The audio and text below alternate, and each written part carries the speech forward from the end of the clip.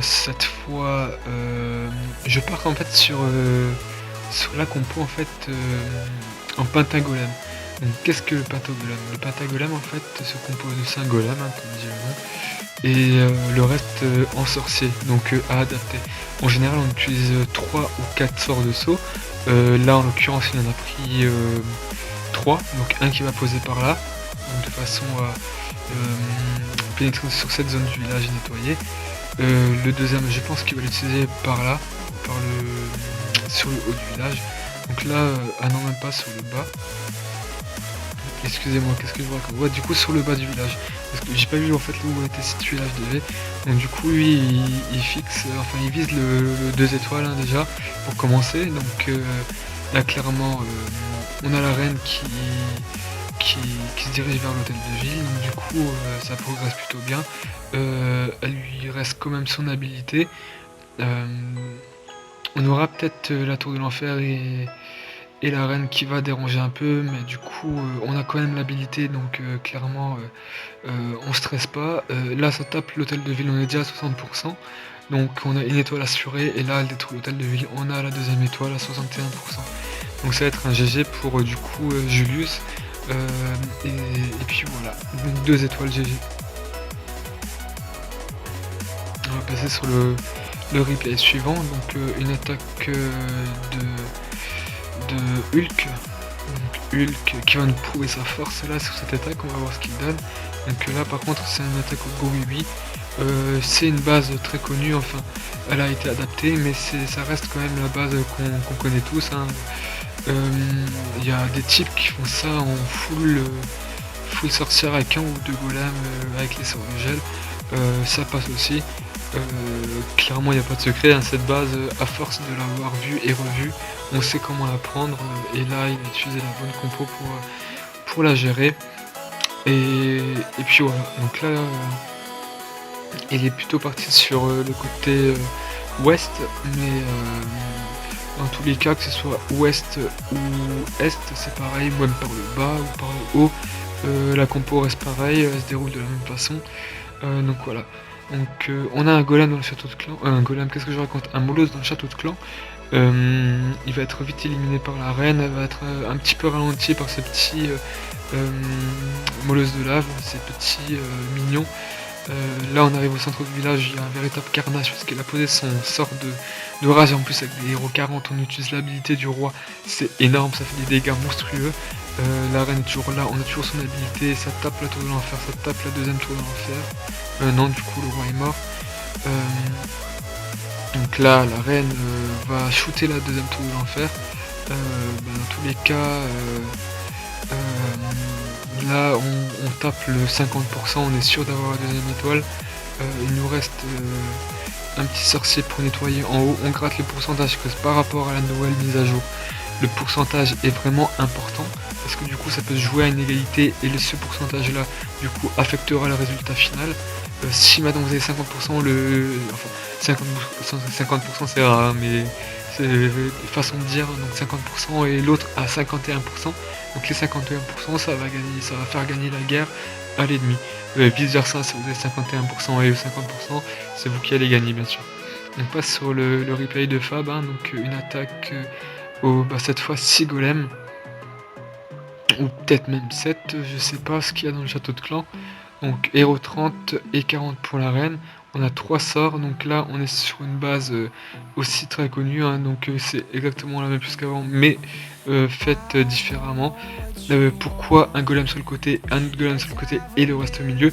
Parce que le but c'est de nettoyer sur les côtés et pouvoir se rabattre sur le centre du village sans que ça tourne autour. Donc du coup c'est ce qu'il a fait et ça se déroule très bien, ça a bien marché. On a des golems au centre du village, on a les sorciers, le roi, tout va au centre du village, c'est un véritable carnage. On va prendre l'hôtel de ville vraiment facilement. Donc du coup très bien géré. L'attaque s'est bien déroulée. Donc il a vraiment bien dégagé sur les côtés, hein, sur les deux extrémités. C'est le but. Et en plus avec une compo composée de 6 golems, on a énormément de tanks. Donc du coup c'est une compo qui va clairement faire 2 étoiles au minimum. Donc 55% bien joué.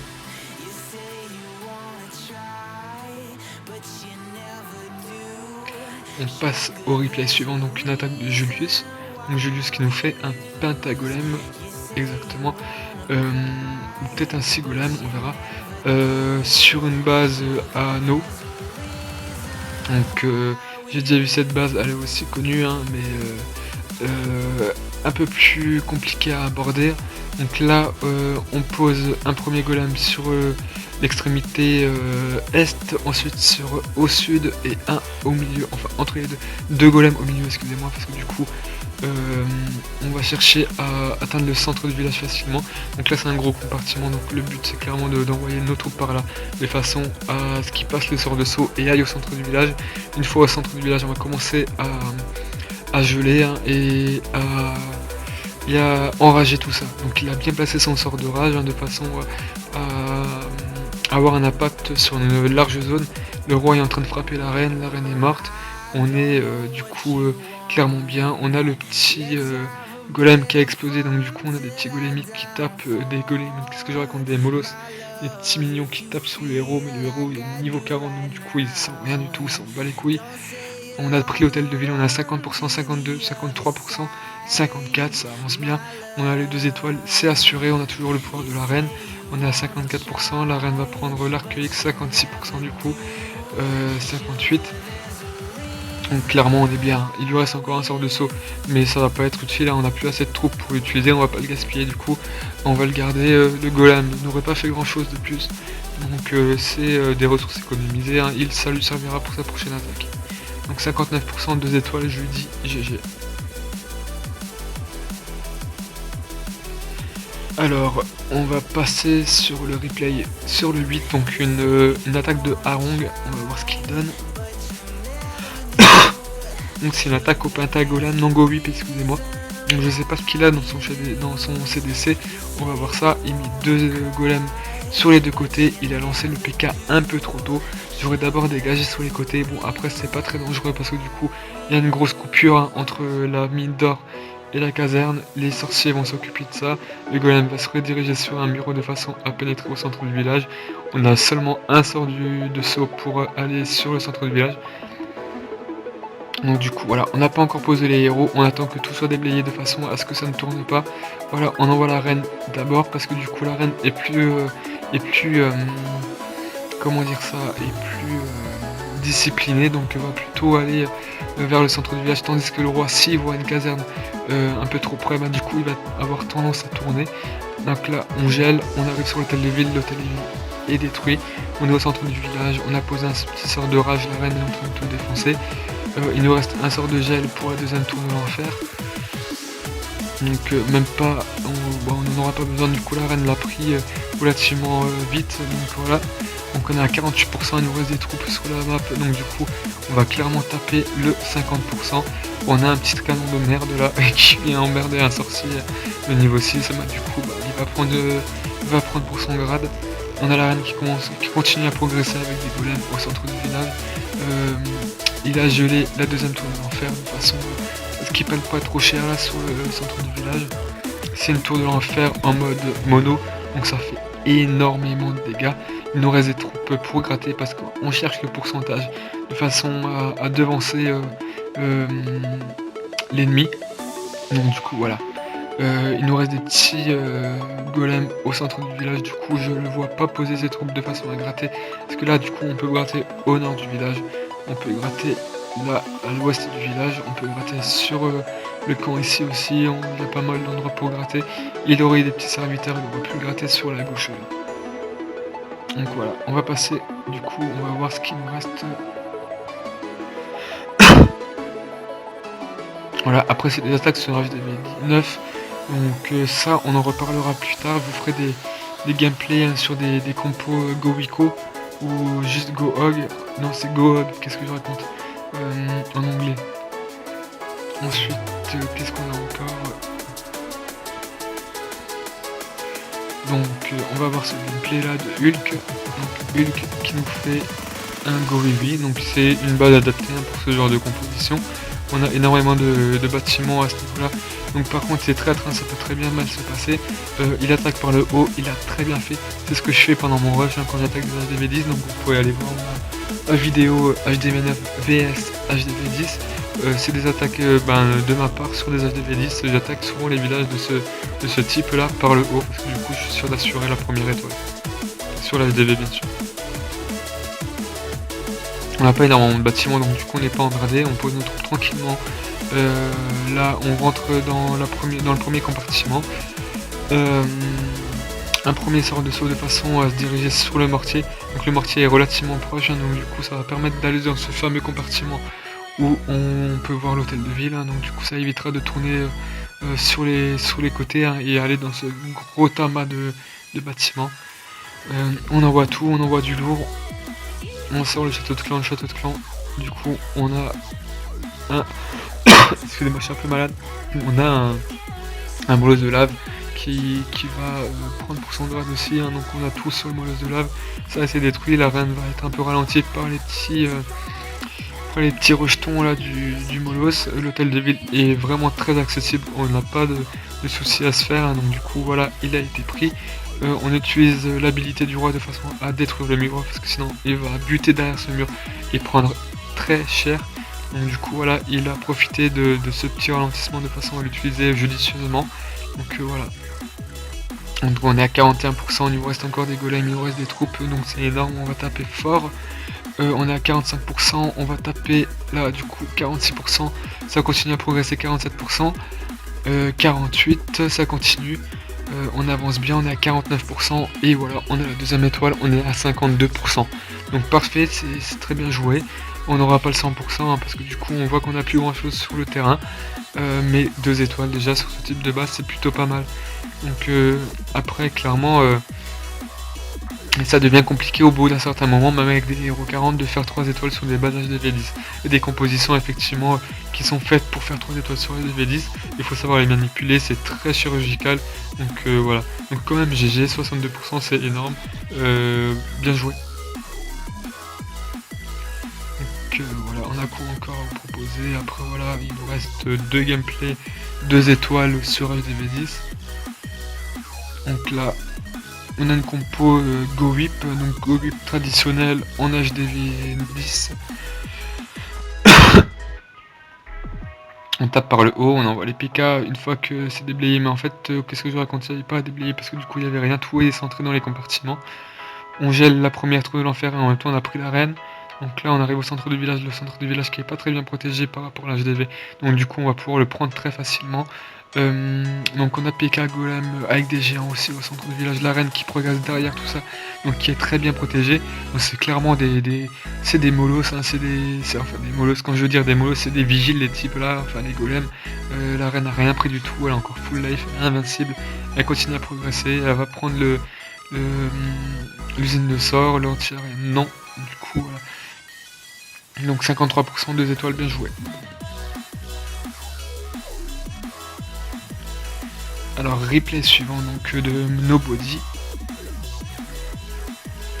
Donc sur le même type de base qu'on a pu voir juste avant. On a un super gros compartiment au centre du village, donc du coup tout est centré à ce niveau là. On va pouvoir clairement progresser facilement à travers les premiers compartiments. Donc du coup pourquoi il a pété les murs de cette façon, c'est clairement de façon à poser nos golems sur 3 parties du village. De cette façon on peut avancer de façon linéaire et pouvoir rediriger nos troupes de façon linéaire comme je viens de le dire. Donc ça évite de tourner mais sur les côtés, parce que du coup il se peut qu'éventuellement les petits sorciers aillent voir les casernes sur les côtés, ou là comme on peut le voir, qu'ils sautent sur les camps et qu'ils aillent ensuite progresser sur les côtés. C'est pas ce qu'on recherche, on recherche clairement à éliminer le carré central. Donc là on a le château de clan qui est sorti, on enrage tout, c'est un gros carnage au centre du village. On voit qu'il nous reste pas mal de troupes, l'arène toujours dispo avec son habilité. Là ça commence à taper l'hôtel de ville, donc du coup clairement on sait qu'on va assurer la première étoile avec l'hôtel de ville, donc 2 étoiles. Donc déjà à partir de ce moment là on peut dire GG, hein, parce que du coup 2 étoiles sur une bonne base HDV10, ça fait toujours plaisir. Il nous reste des troupes, ça tape la TDE qui a été détruite par les sorciers. On rate encore du pourcentage, ça progresse plutôt bien. C'est vraiment dommage, hein, parce que du coup il reste vraiment pas grand chose, hein. On voit qu'il nous reste vraiment pas beaucoup de bâtiments à ce niveau-là. On rage un petit peu, on se dit qu'on aurait pu faire 3 étoiles, mais voilà. Après, c'est toujours 2 étoiles, c'est GG. Sur un HDV10, c'est clairement c'est sympa, c'est cool. Donc voilà, on arrive à la fin du replay, 78%, il a bien optimisé le pourcentage, il continue un peu à gratter sur les côtés. Et donc voilà, 79, on va prendre... non, on va pas le prendre, c'est dommage. Le tour de sorcier va pas faire énormément de dégâts sur les sorciers, donc du coup, 80% est assuré. Ah mince, il manquait de temps. Ah non, il a été détruit. Bah c'est dommage. Donc 79%, GG à lui. Nobody, t'as géré. Donc voilà, donc là, je sais pas si j'ai précisé, je suis dans le clan Les Tontons. Donc les tontons qui sont excellents hein, parce qu'ils sont 32 000 trophées, ils vont commencer un rush là dans les prochains jours. Ils sont déjà à 32 000 trophées, hein, c'est déjà pas mal avant. Ils ont dû faire un pré-rush, donc du coup c'est déjà énorme, 32 000 trophées quand on va entamer un rush. Donc là le plus haut il y a 3800, il va taper le rush, il va clairement taper le titan, c'est sûr, hein, j'en suis sûr, je lui fais confiance. Donc voilà. Et comme vous pouvez le voir, il n'y a que des champions. Ah non, on a des masters aussi. Après, c'est un clan des Masters et des Cristals, excusez-moi. C'est un clan où on a aussi des HDV9, donc du coup, champion, c'est vraiment pas facile de monter. Hein. J'ai une petite vidéo, hein, comme je le disais tout à l'heure, HDV9 vs HDV10. Concernant cette vidéo, on est relativement basé sur du Go Wiwi et du Go Whip, donc à adapter parce que du coup, le Go Whip, on va plutôt taper sur des villages avec Tour de l'Enfer multiples, et Go Wiwi plutôt sur des villages qu'on va taper sur des village avec Tour de l'Enfer mono. Donc vous voyez sur quoi vous tombez le plus souvent, sur des monos ou des multiples, et vous adaptez votre composition et vous verrez. Hein. Ça c'est pour votre rush, c'est un petit conseil, allez voir cette vidéo. Donc moi c'était un rush personnel, hein, du coup rien à voir avec quelconque clan ou quoi. Donc voilà, on a un clan plutôt pas mal. Donc après s'il y a des gens qui veulent aller les rejoindre de façon à les aider un petit peu à participer à ce rush, hein, n'hésitez pas. Il leur reste quelques places, donc du coup ils sont à 44, il leur reste 6 places, n'hésitez pas à leur dire bonjour hein, et allez les voir de façon à les aider pour ce rush. Hein. Il y a pas mal de joueurs qui vont dans des clans de façon temporaire pour vraiment optimiser les chances de taper les top 50 ou voire plus au niveau de la France, hein, n'hésitez pas. Là en plus ils m'ont très bien accueilli, c'est un clan super sympa. Je vous laisse 2 secondes sur la description. Donc du coup la description demande minimum level 120, donc HDV9 avec héros 40 combinés, donc du coup roi et reine de niveau 20, HDV10 avec héros combiné au 50 pardon, ça nous fait une reine de niveau 25 et un roi de niveau 25. Il demande un minimum de 1000 dons. 1000 dons pourquoi? Parce que du coup voilà, ça fait participer à la vie du clan. Si on fait pas de dons, bah, du coup on participe pas, voilà, on fait pas acte de présence, du coup on gratte et c'est pas cool pour tout le monde parce que là comme vous pouvez le voir c'est un clan qui est pas mal donateur, hein. On donne énormément de troupes. Le ratio est relativement positif chez tout le monde. Donc du coup ça fait toujours plaisir de voir que tous les membres participent à ce ratio positif. Hein. Ça crée de la cohésion et un esprit d'équipe. Hein. C'est toujours mieux dans une team. Hein. Dans une team où là je parle dans une team et là on parle de clan. Donc voilà. Donc leur meilleur rush est tombé à 37k de trophées, c'est vraiment pas mal hein, pour leur clan. 37k quand on voit actuellement les meilleurs clans FR qui sont à 49k, dans le top 50 on y arrive à 46k, c'est déjà pas mal. Donc on va voir à peu près où ils se sont situés au top FR, donc si on se basait sur les données actuelles.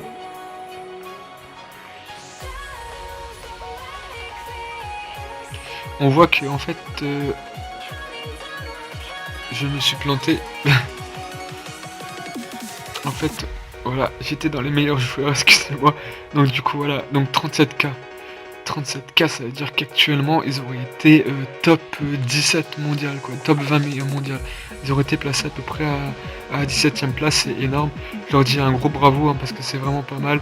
Quand on voit à peu près les clans, c'est énorme, c'est des clans qui ont forgé leur réputation et du coup des clans comme ça pas très connus qui arrivent à monter à ce niveau là de trophées, c'est énorme, je leur dis un gros GG.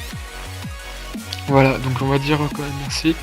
Du coup, je suis en vidéo et je tenais à vous remercier en vidéo par la même occasion pour les replays fournis. Oups.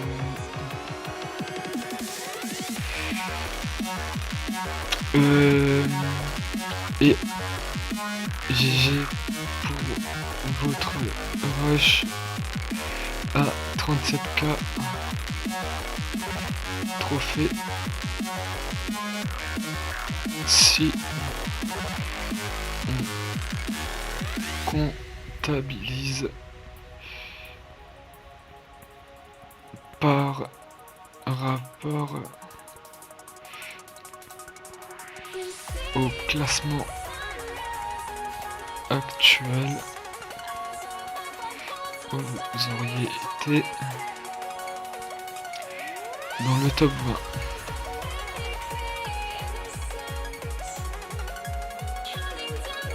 Donc voilà, un clan qui m'a vraiment très bien accueilli, hein, ils sont super sympas. Donc les tontons, voilà, ça fait penser à la famille. Ça fait penser aux tontons chaleureux, donc le tonton qu'on apprécie tous dans la famille. Clairement c'est un clan que je vais mettre dans mes favoris parce que du coup voilà, c'est énorme, hein. Je suis HDV9, j'ai pas un niveau de malade. Ils auraient pu refuser ou même garder ça de façon exclusive et ne pas les partager. Et voilà, ça va me permettre de monter. Ah bah voilà, en plus il dit ouais, on était top 10. Top 10.